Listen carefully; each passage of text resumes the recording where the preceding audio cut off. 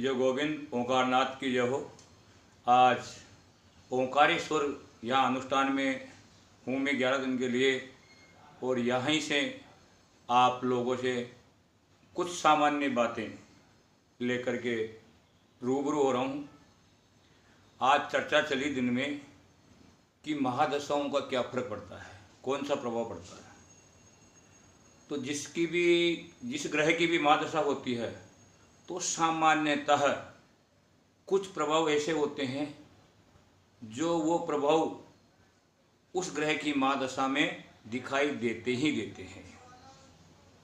जैसे सूर्य की महादशा अगर किसी के हैं तो उस व्यक्ति का लोगों से मेल मिलाप पड़ जाएगा, सामाजिक कार्य करने की उसकी इच्छा प्रबल रहेगी और वो सामाजिक कार्यों में उसका जुड़ाव हो जाएगा सूर्य की महादशा में। और चंद्रमा की महादशा में, चंद्रमा की महादशा में आदमी कितनी भी विकट परिस्थिति हो उसके अंदर वो हमेशा शांत बना रहेगा और शांति से ही बड़ी से बड़ी समस्या का निदान खोजने की कोशिश करेगा। कभी वो उग्र नहीं होगा और लड़ाई झगड़ा नहीं करेगा।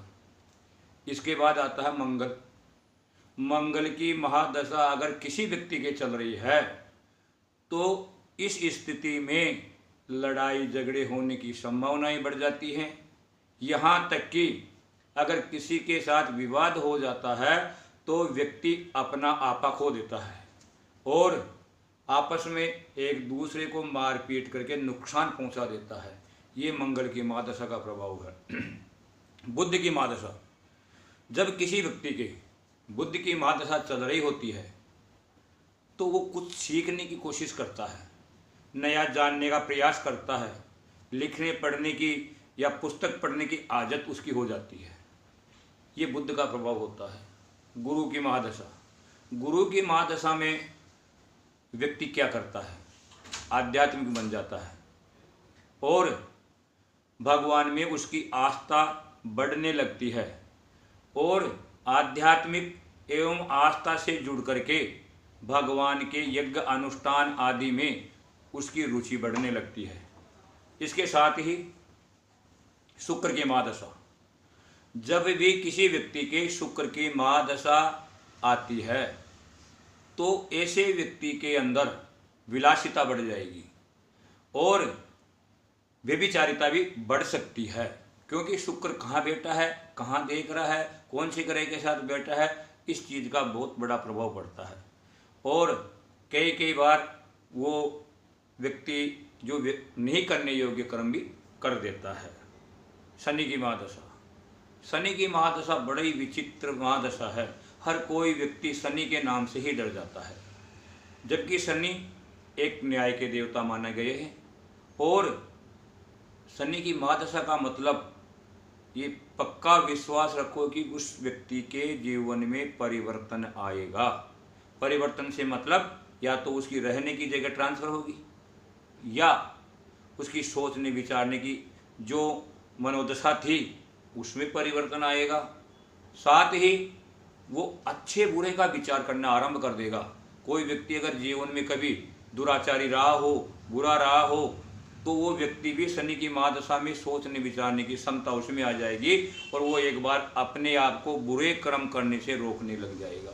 ये शनि का प्रभाव सामान्यतः आता है। राहु, राहु की महादशा में अगर कोई व्यक्ति किसी के लग रही है राहु की महादशा, तो राहु की महादशा में वो शनि के द्वारा संचालित होता है। राहु किसी व्यक्ति के, जैसे कि तृतीय भाव में राहु बैठा हुआ है और लगने में राहु बैठा हुआ है, तो ऐसे व्यक्ति के शनि की महादशा में राहु का जब अंतर आएगा तो उसके भाई का नुकसान होगा ही होगा, इसे कोई नहीं बचा सकते। और सामान्यतः राहु जो है छाया ग्रह है, तो वो जिस ग्रह के साथ बैठा हुआ है या जिस ग्रह की राशि में बैठा हुआ है तो उसके अनुकूल ही, उसके स्थिति के अनुकूल ही अपना प्रभाव दिखाता है। केतु, केतु को एक नपुंसक ग्रह भी कहा गया है। केतु की महादशा में व्यक्ति के सामान्यतः गुप्तांगों से संबंधित कोई पीड़ा हो सकती है। और ऐसा व्यक्ति अपने आप का नुकसान करता है। नुकसान कैसे करता है? वो अपने शरीर के साथ छेड़छाड़ करके जो अनैतिक कर्म उसको नहीं करना चाहिए वो कर बैठता है, और उसका नुकसान उसको आगे के जीवन में भोगने को मिलता है। तो इस प्रकार प्रत्येक ग्रह की महादशाओं में ये सामान्य जो मैंने अभी आपको बताए ये प्रभाव तो देखने को मिलते ही मिलते हैं।